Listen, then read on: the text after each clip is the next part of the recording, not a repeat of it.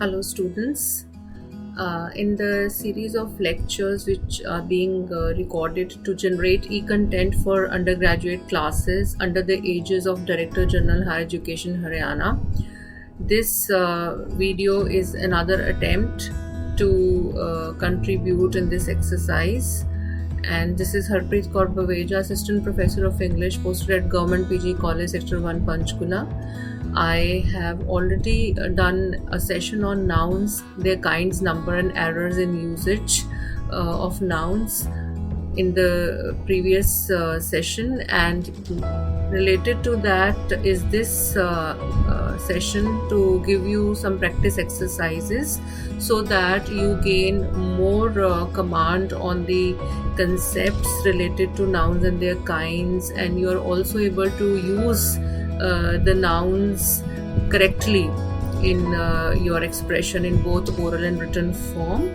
So the first exercise pertains to matching proper nouns with common nouns, and next exercise after this, here you have to classify the given nouns and put them in the table.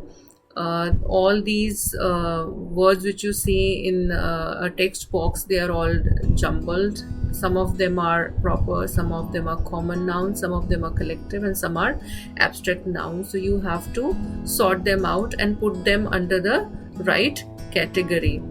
And exercise number 3, here you have to underline each letter that should be capitalized, and you have to explain why it should be capitalized. Like the first sentence, you see Nandini has only one good chance to get education. So you have to find out in all the words used which word needs its first letter to be written in capital, and why is it so. It's in continuation with the previous exercise. It's exercise 3 only. Decide which letter of which word needs to be capitalized and why. Now in this exercise number 4, you have to select the correct option for filling in the blank to describe the possessive case of noun. So first sentence is, my brother has a computer. You have to decide whether it should be written as it's my brother's computer or it's the computer of my brother.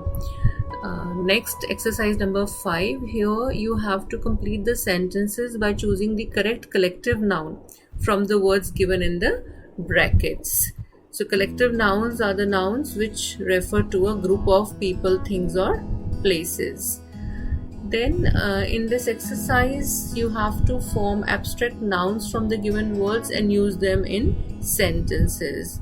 The first one is child, so you have to create an abstract noun from this word and then use it in a sentence.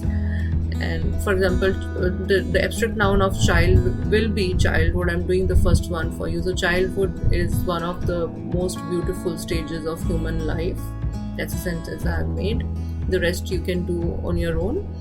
Exercise number 7. Here you have to correct the errors in the given sentences with respect to the agreement of verb with the nouns. If you'll remember, when we were doing whether certain nouns are to be treated as singular or plural, we did certain rules related to that, and on the basis of that information or knowledge imparted to you, this exercise has been framed, because you need to make the verb agree in a sentence to the number of the noun. If the noun is singular, the verb will be singular. If the noun is plural, the verb will be plural. So you really need to know that the noun which is used in a sentence is actually to be seen in as singular in number or plural, and as per that information, your choice of verb will depend. The choice of the number of the verb will depend whether you apply a singular verb to it or plural verb to it. The next exercise asks you to do the same thing, that you have to correct the errors with respect to the agreement of verb with the nouns in these sentences. It is in continuation with exercise number 7 only, and again Exercise 7. See, rigorous practice is required to acquire proficiency in English grammar, and the more you practice, the more confident you will become. Your speed and accuracy will also increase, and there will be fluency in your expressing yourself in both oral and written forms by and by. And it is always best to pay attention to these sentences in context. Whenever you read something, read a passage or read a piece of news or read any article in a magazine, do pay attention to these concepts of grammar which are being explained to you.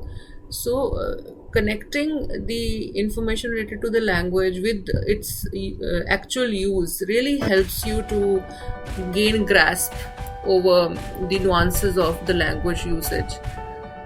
Here in this exercise number 8, you have to correct the nouns wherever they are wrong in the given sentences. So it will not be difficult for you if you have followed the lecture which I have given on the nouns, their kinds, and whether they're to be treated singular or plural, and certain correction in the errors which are commonly made by the learners and users of English with respect to the use of nouns.